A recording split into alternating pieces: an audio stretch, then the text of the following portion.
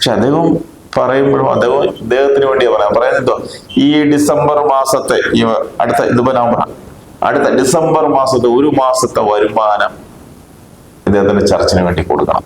Church പണിയെ 8 കോടിക്ക് വേണ്ടി. അപ്പൊ അവിടെ ഇരിക്കുന്ന ആളുകള്, പട്ടിണി പാവങ്ങള്, ഈ നിവൃത്തിയില്ലാതെ ജീവിക്കാൻ ബുദ്ധിമുട്ടുന്ന, പിന്നെ കടുത്ത രോഗബാധിതരുള്ളവരും ഒക്കെ പ്രയാസപ്പെടുന്ന ആളുകളാണ്. ഇദ്ദേഹത്തിന്റെ മുന്നിൽ എങ്ങനെയെങ്കിലും പ്രാർത്ഥിച്ച് ദൈവം അനുഗ്രഹിക്കട്ടെ, ആ അനുഗ്രഹം വാങ്ങിക്കാനും വന്നിരിക്കുന്നവരാണ് അവരൊക്കെ. ആ പാവങ്ങളുടെ 1 മാസത്തെ വരുമാനം അവർക്ക് വേറെ ചെലവൊന്നും വേണ്ട. സ്വന്തമായിട്ട് വീടില്ലാത്തവർ കാണും അല്ലേ, അവർക്ക് വാടക വീട്ടിൽ താമസിക്കുന്നവരായിരിക്കാം. അവർക്കൊക്കെ തുച്ഛമായ വരുമാനമേ കാണും. എല്ലാവർക്കും ഒന്നും സർക്കാർ ഉദ്യോഗമൊന്നും ഇല്ലല്ലോ, എല്ലാവരും ഒന്നും വിദേശത്ത് ജോലി ചെയ്യുന്നവരൊന്നും അല്ലല്ലോ, ആയിരിക്കില്ല. അപ്പൊ ഇങ്ങനെ തുച്ഛമായ വരുമാനത്തിൽ ചിലപ്പോൾ അവർ ജോലി ചെയ്ത് ജീവിക്കുന്നവരായിരിക്കും, ചിലപ്പോൾ കൂലി പണിയായിരിക്കാം, ചിലപ്പം വേറെ എന്തെങ്കിലും പണിയായിരിക്കാം, അങ്ങനെ തുച്ഛമായ പണികളായിരിക്കും.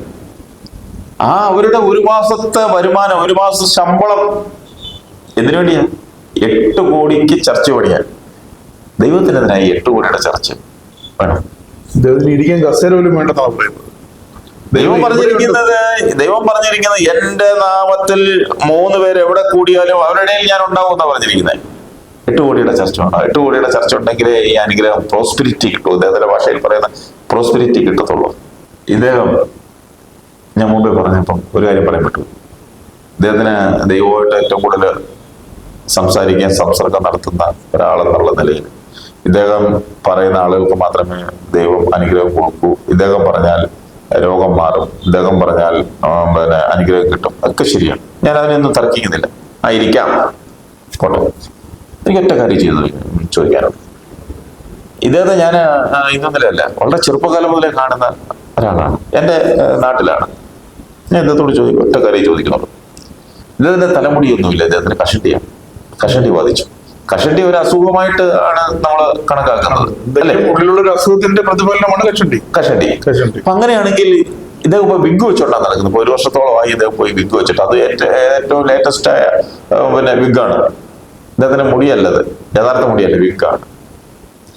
അങ്ങനെയാണെങ്കിൽ ഇദ്ദേഹത്തിന്റെ സ്വന്തം അസുഖം എന്താ, ഇദ്ദേഹം സ്വയം പ്രാർത്ഥിച്ച് മാറ്റിയിട്ട് ഇദ്ദേഹത്തിന്റെ വിഗൊക്കെ മാറ്റിയിട്ട് മുടി കിളിപ്പിച്ചാൽ പിന്നെ ചെയ്യാന്നായിരിക്കും. ഈ പാവങ്ങളെയൊക്കെ രക്ഷിച്ച് പ്രോസ്പെരിറ്റി കൊടുത്തിട്ട് 8 കോടിക്ക് പള്ളിയും പണിതിട്ട് എല്ലാം കഴിഞ്ഞിട്ട് സ്വന്തം കാര്യം ചെയ്യാന്നുള്ളൊരു അത്ര വിശുദ്ധനായ ഒരു അപ്പോസ്തലനായിരിക്കും പുള്ളി. അതുകൊണ്ടാകാം സ്വന്തം കുടുംബത്തിലെ സ്വന്തം കുടുംബാംഗങ്ങളെ മരിച്ചു വീണാലും, എന്തസുഖം ഒന്ന് മരിച്ചു വീണാലും അവരെ ഉയർത്തെഴുന്നേൽപ്പിക്കാതെ, അവരുടെ രോഗം ഭേദമാക്കാതെ ഈ മുന്നിൽ കുടിക്കുന്ന പട്ടിണി പാവങ്ങളുടെ അസുഖം ഭേദമാക്കുക എന്നായിരിക്കും അദ്ദേഹത്തിന്റെ അപ്പോസ്തലനല്ലേ.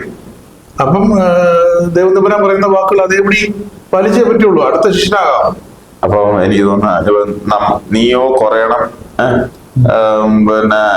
എന്താ പറയുന്നല്ലേ, അപ്പൊ പുള്ളി അങ്ങ് കുറഞ്ഞു കാണും. അല്ല, അങ്ങനെയല്ല, നീയോ കുറയണം, ഞാനോ കുറയണം, നീയോ വളരണം, അങ്ങനല്ലേ? അങ്ങനെയല്ലേ? അപ്പൊ അതുകൊണ്ടായിരിക്കും. അപ്പൊ അദ്ദേഹം അങ്ങ് കുറഞ്ഞോണ്ട് മറ്റുള്ളവര് കുറവ് നികത്തി കൊടുക്കുക. അപ്പൊ അദ്ദേഹത്തിന് വേണ്ടി പ്രാർത്ഥിച്ചാകുന്നില്ല. പക്ഷെ കർത്താവ് പറഞ്ഞ വേറൊരു വാക്ക്, എന്നിൽ നിന്നെടുത്ത് നീ ഭക്ഷിച്ചുകൊള്ളുക. അപ്പൊ ഇദ്ദേഹം വിചാരിച്ചിരിക്കുന്നത് മറ്റുള്ളവരിൽ നിന്ന് എടുത്ത് സ്വയം ഭക്ഷണമാക്കുക, അതാണ് കർത്താവ് പറഞ്ഞത് എന്ന് വിചാരിച്ചു. ഈ കേരളത്തില് നമ്മുടെ മുഖ്യമന്ത്രി സർക്കാരൊക്കെ വിചാരിച്ചിട്ട് ജനങ്ങളുടെ 1 മാസം ശമ്പളം, ഒരു ദുരിതം, വയനാട് ദുരിതം വന്നപ്പോൾ 8 കോടി 1 മാസം പിരിക്കാൻ പറ്റിയിട്ടില്ല. 1 മാസം ശമ്പളം. ആ അവസ്ഥയിലാണ് ഈ അപ്പോസ്തലൻ പാസ്റ്റർ ഈ പാവപ്പെട്ടവരിൽ നിന്നും 1 മാസം ഇട്ടു. അപ്പം ഉണ്ടെങ്കിൽ വ്യാജ അപ്പോസ്തലൻ പാസ്റ്റർ, യഥാർത്ഥ അപ്പോസ്തലനല്ല. യഥാർത്ഥ അപ്പോസ്തലൻ എന്ന് പറയരുത്, കാരണം അത് ശരിയല്ല. സ്വയം പ്രഖ്യാപിത വ്യാജ അപ്പോസ്തലൻ അല്ല, യഥാർത്ഥ അപ്പോസ്തലൻ. ഞങ്ങളൊക്കെ വിശ്വസിക്കുന്നത്, ഞാനൊരു ക്രൈസ്തവനാണ്, ഞാനൊക്കെ വിശ്വസിക്കുന്നത് അപ്പോസ്തലൻ എന്ന് പറഞ്ഞാൽ കർത്താവിന്റെ ശിഷ്യനെയാണ് അപ്പോസ്തലൻ എന്ന് പറയുന്നത്. അതാണ് ബൈബിളിൽ പറയുന്നത്, വിശുദ്ധ ബൈബിൾ വായിക്കും. നമ്മുടെ ഈ സമൂഹത്തിലെ അഴിമതി നിരോധന നിയമത്തെ കുറിച്ചൊക്കെ പുള്ളിക്ക് നല്ല അവബോധം ഉണ്ടാകണം. കാരണം പണം ഇവിടുന്ന് വരാനുണ്ട്. അപ്പോൾ ഇവരുടെ 1 മാസത്തെ തന്നതിന് കണക്കില്ലല്ലോ. ഇവരെയൊക്കെ മുന്നിൽ പിടിച്ചിരുത്തി ഇവരെ എണ്ണം കാണിച്ചിട്ട് ഇൻഡു 1 മാസത്തെ വേതനം എന്ന് പറഞ്ഞിട്ട് ഈ പണം, വരുന്ന പണം, കള്ളപ്പണം ഇതിലേക്ക് മാറ്റുക, പള്ളി പണിയുക, പുള്ളിക്ക് പ്രോസ്പെരിറ്റി വിതരണം ചെയ്യുക. രാജേഷ് പറഞ്ഞ ആ കാര്യത്തില് അതൊരു ചിലപ്പോ ഒരു നമുക്ക് അങ്ങനെ ചിന്തിക്കാം. അത് ഇന്നലെ അത് എന്നോട് രാജേഷ് പറഞ്ഞ വേറൊരു ദേവദാസൻ, ഒരു സുവിശേഷ പ്രവർത്തനോട് പറഞ്ഞു, ഇദ്ദേഹത്തെ അറിയാവുന്ന, ഇദ്ദേഹത്തിന് വിദേശത്തുനിന്ന് പണം വരുന്നു, ഇത് ആരും അറിയാത്ത പണം വരുന്നത്, കള്ളപ്പണം വരുന്നത്, കറുപ്പ് വെളുപ്പിക്കുക, കറുപ്പ് വെളുപ്പിക്കാനുള്ള ഒരു സംഗതി, അത് ശരിയായിരിക്കാം.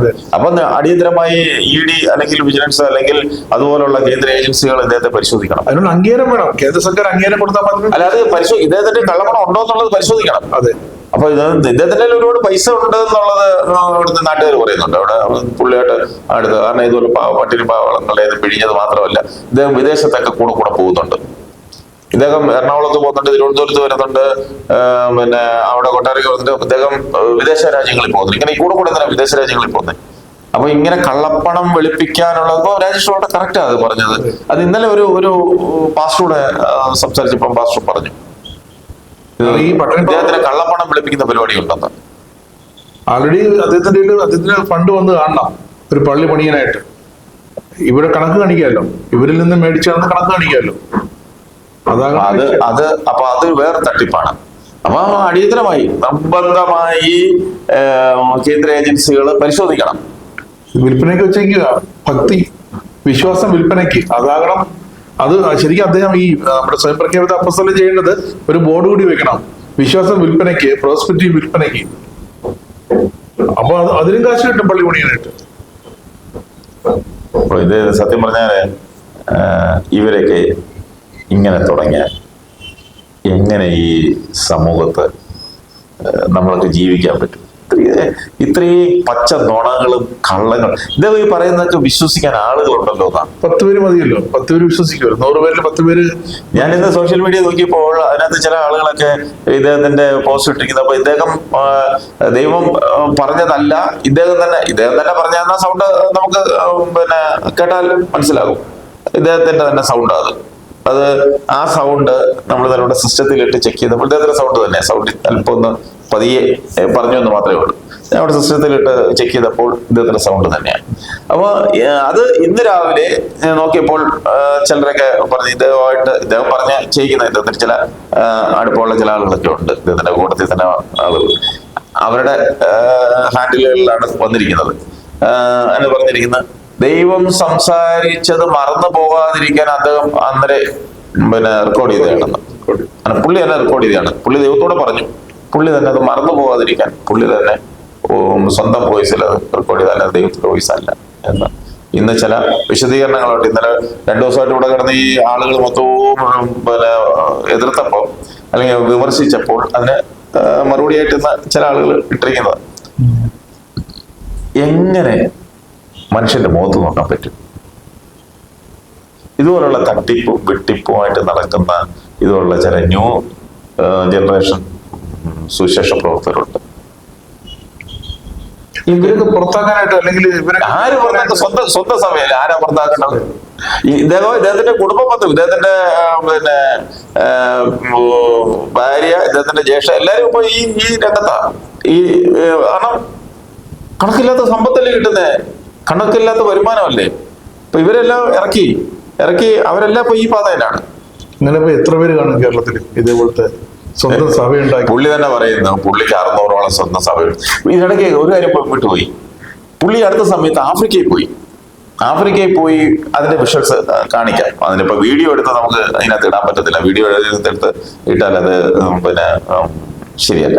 അപ്പൊ അതുകൊണ്ട് അതിന്റെ വിഷ്വൽസ് കാണിക്കാം.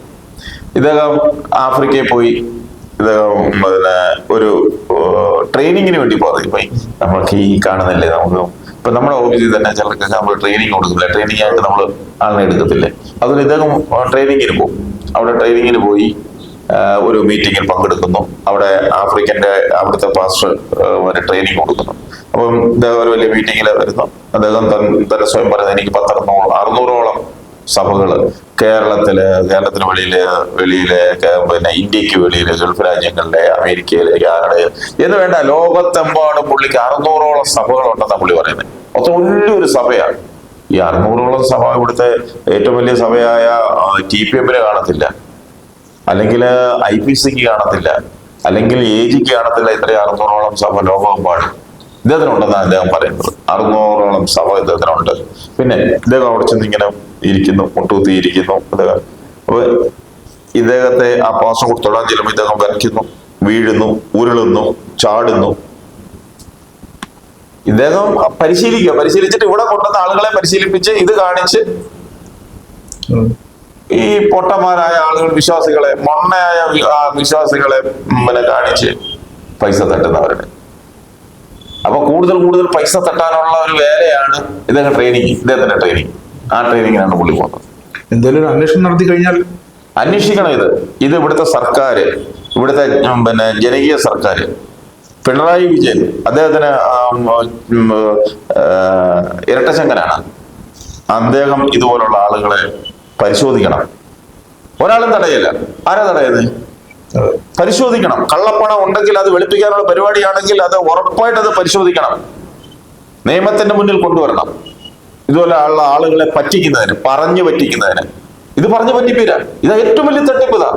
ഈ തട്ടിപ്പ് അവസാനിപ്പിക്കണം. ഈ തട്ടിപ്പ് അവസാനിപ്പിക്കാൻ ഗവൺമെന്റ്, ഇതിപ്പം കേരള ഗവൺമെന്റ് ആയാലും ഇന്ത്യ ഗവൺമെന്റ് ആയാലും ഗവൺമെന്റ് ഇതിന് മുൻകൈ എടുക്കണം.